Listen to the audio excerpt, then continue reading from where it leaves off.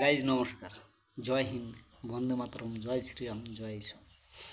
Guys, আজকে আপনাদের কাছে আমি একটা বিষয় নিয়ে এসেছি, একটা গল্প শোনাতে এসেছি, বাস্তব রিয়েল গল্প। 2 মাস আগে আমাকে আমার একটা মেয়ের সঙ্গে পরিচয় হয় সমাজসাথী অ্যাপ থেকে। তো পরিচয় হলে কথাটা তো হতে লাগলো, বিভিন্ন কিছু শুনতে লাগলো। কোনো এক সময় আমাকে কিছু না বলেই মেয়েটা আমাকে ব্লক করে দেয়। ওকে, দ্যাটস এনাফ।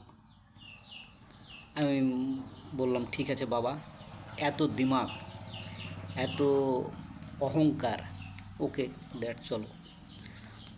এর আগে থেকেই আমি তাকে অত বিরক্ত করতাম না, আমি কিন্তু বিরক্ত করতে পছন্দ করি না। তো কোনো এক সময় সে আমাকে ব্লক করার পরে হঠাৎ গতকাল মানে 10 তারিখে বিকাল 3টা বা 4টার দিকে, আমার সময়টা অ্যাকুরেট মনে আসছে না, মেয়েটা আমাকে হঠাৎ করে ফোন দেয়। দেখলাম যে মধ্যমগ্রাম লেখা আছে, মধ্যমগ্রাম লেখা আছে। তো আমি বললাম কে? আমাকে বললো আমি স্বপ্না। আমি কোন স্বপ্না?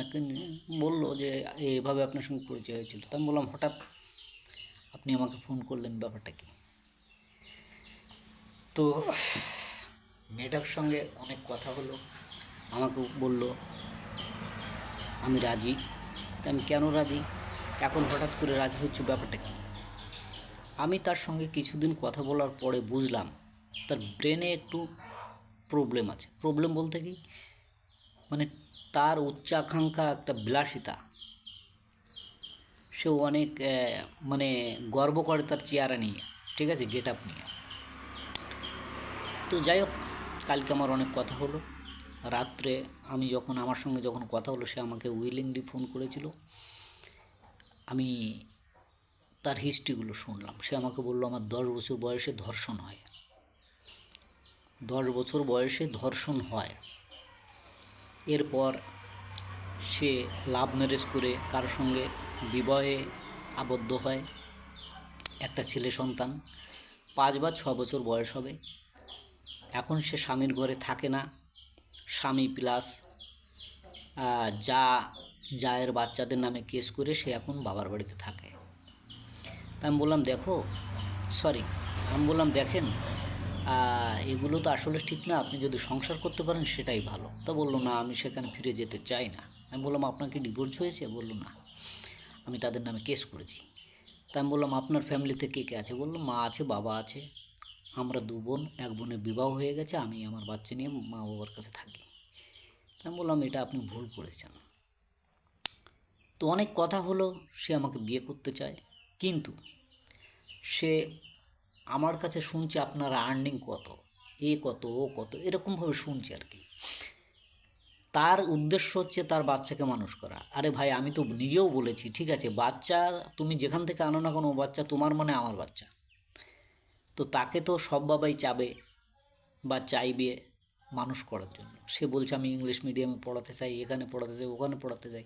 তার মানে তুমি শুধু তোমার চেহারা নিয়ে ঘামান্ডি করবে, তোমার চেহারা নিয়ে অহংকার করবে। আর তুমি আর এসছো আমার কাছে কোন জন্যে? স্বার্থের জন্য। এই স্বার্থ যখন শেষ হয়ে যাবে তখন তো তুমি আমাকেও লাথি মারতে পারো, কারণ একজনকে লাথি মেরে এসছো, তাই না? তো আমি তেমন কিছু বলি নাই, আমি এখনও তাকে কোনো রেজাল্ট দেয়নি। সে আমাকে বারবার বলছে যদি আপনি আমাকে মানেন, যদি আপনি আমাকে মানেন। আমি কিন্তু গাইজ এখনও তাকে কোনো রেজাল্ট দেয়নি। তো আপনাদের কাছে আমার যে আমার ইউটিউব চ্যানেল SR প্লাবন ব্লগ, যে আদমি মানে যে মানুষ দেখেন আপনারা, আপনাদের কাছে আমার একটা রিকোয়েস্ট, এই মেয়েটাকে গ্রহণ করা যায় কি না? 10 বছর বয়সে ধর্ষিতা হয়, আমাকে যা বলল। তারপরে লাভ ম্যারেজ করে কারো হাত ধরে বিবাহ করে, একটু বাচ্চা আছে 6 বছরের। এখন সে স্বামীর সঙ্গে থাকে না, তার ডিভোর্স হয়নি, বাবার বাড়িতে থাকে। বাবা মনে হয় খুব সম্ভবত রাজমিস্ত্রির কাজ করে, মা সন্ধ্যার দিকে রুটি বা বিক্রি করে। অথচ এর চাহিদা, আকাঙ্ক্ষা, ইচ্ছা অনেক বড়, ঠিক আছে?